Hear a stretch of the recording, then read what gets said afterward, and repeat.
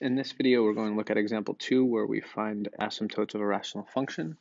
And the question is, how do you find vertical and horizontal asymptotes of a rational function? And then part A, what are the vertical asymptotes for the graph of f of x equals 3x minus 2 over x squared plus 7x plus 12?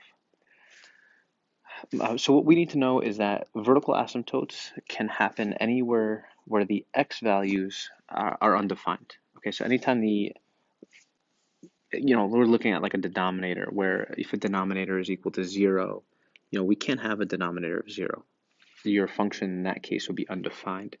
So what we're looking to do is finding the cases where this function would be undefined, or what x values cause that.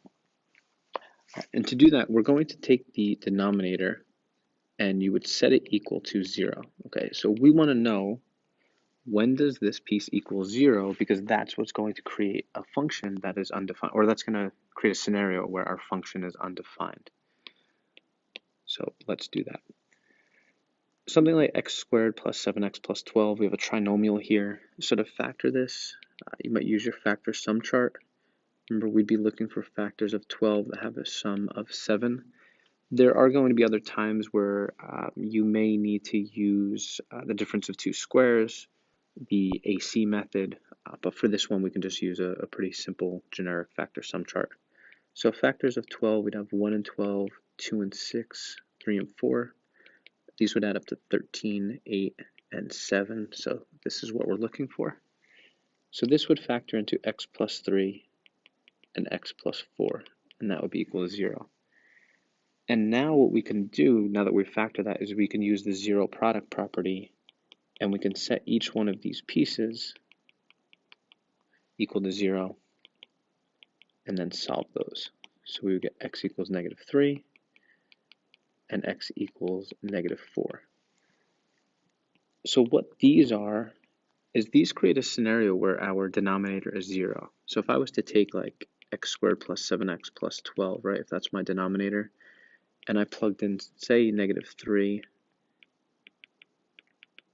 and I worked all this out, I would get 9 minus 21 plus 12.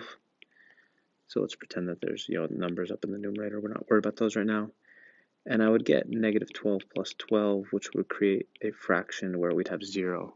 So this would be undefined. And if you did the same thing for the negative 4, you would see that that works out the same way. So what these are is these are possible vertical asymptotes. Just because they create a 0 in the denominator doesn't mean they are definitely asymptotes. It does mean that the function is undefined there, but there is the chance that instead of just being an asymptote, it might just be a hole in the graph. All right, and what happens when that happens is when your numerator kind of cancels part of it out. And we'll get into more detail later in the section with that. Don't worry about that right now because it won't happen for the next couple examples we do. But just keep in mind that these are possible vertical asymptotes. It's not a guarantee that they are. You would have to graph it, or you'd have to do some other kind of work with the numbers and the function to make sure that they are actually vertical asymptotes.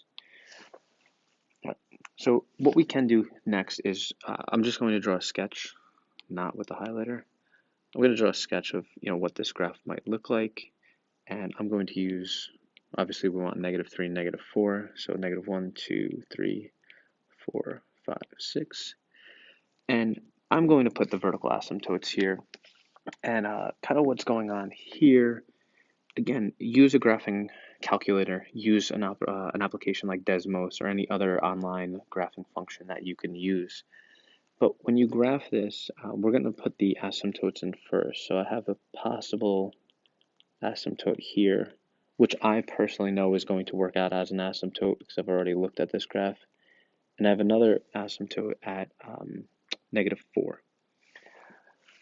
So my graph, I don't know exactly where the points are because I haven't created an XY chart. You could, again, use Desmos, use a graphing calculator. But what's going to happen is our graph is going to look something like this. Again, just drawing some sketches here. These numbers are going to be way up here. Don't worry too much about, again, the exact numbers. And then this will be somewhere in this range. Okay, and that's what your graph is going to look like. And you'll see when you do go to graph these, if you use features like the trace function or the trace feature on a graphing calculator, you're going to see that -3 and -4 are both undefined. So that does tell us that based on this graph and the use of the calculator, that -3 and -4 are in fact vertical asymptotes for this graph. So what are the vertical asymptotes? So let's just write it out formally. The vertical asymptotes in this problem would be x equals -3 and x equals -4. All right. Again, for the sake of these problems, they are going to work out for us. There is a scenario where these are not asymptotes, they're just going to be holes in your graph, but for the time being, for these examples, working on example 2 and the related practice problems, don't worry about that kind of alternate case just yet. All right, so that's for A. In the next video, I will answer part B, and we'll go through that, and that's all.